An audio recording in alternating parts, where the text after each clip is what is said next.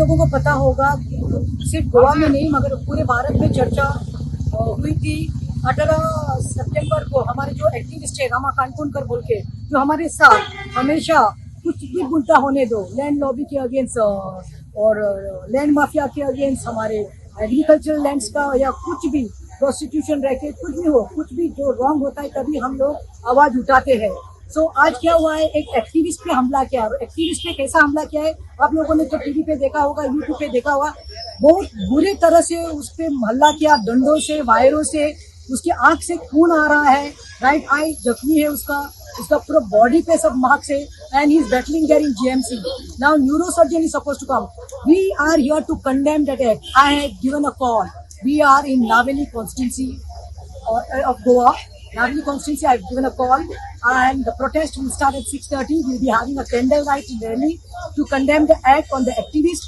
The rally will be going round and coming back here, and you will see all the speakers, social activists, political activists, ex-ministers, MLAs coming and speaking on this issue. This is nothing but to condemn.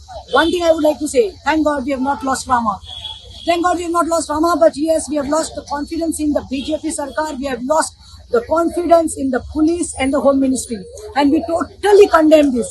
Secondly, I would like to say, where are the Bajrang Dal people gone? Where are the Shiv Premis gone? They keep saying Shri Ram, Shri Ram. We love Shri Ram. He's sitting in the cabinet, is exposed. And as I've said about Damu Naik, the BJP MLA who said evidence, I'm saying that it is his job to tell his Home Minister, to tell the CM, that is Pramod Sawant, to do his job.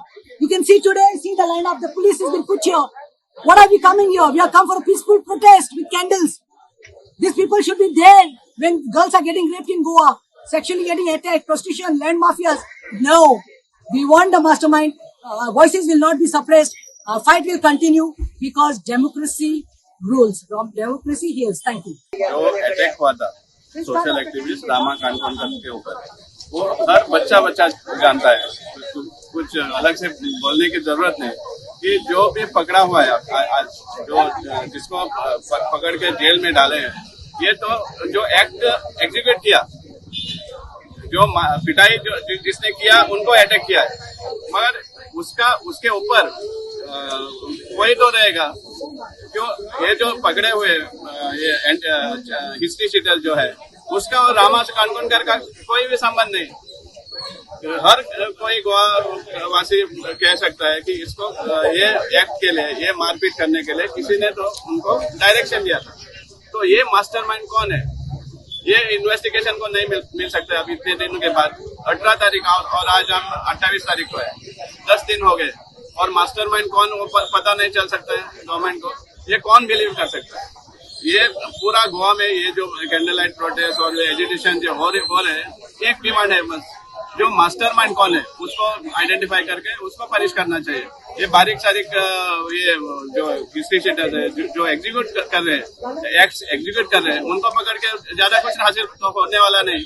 जो उनको पैसा देके, जो उनको सुपारी देके execute करते हैं, उनको पहला पकड़ना चाहिए। ये डिमांड है सब लोगों का, हर एक गोवा के वासी का ये डिमांड है। इधर अभी गोवा में हर आदमी सेटिस्फाइड नहीं है गवर्नमेंट के ऊपर। एक गवर्नमेंट है ना, नहीं चलता है, सब गवर्नमेंट करप्ट है, उसके पास लोगों को संभालने को नहीं आता है। डेमोक्रेसी में लोगों को संभालना मांगता है, खाली मतलब ये पड़ता है।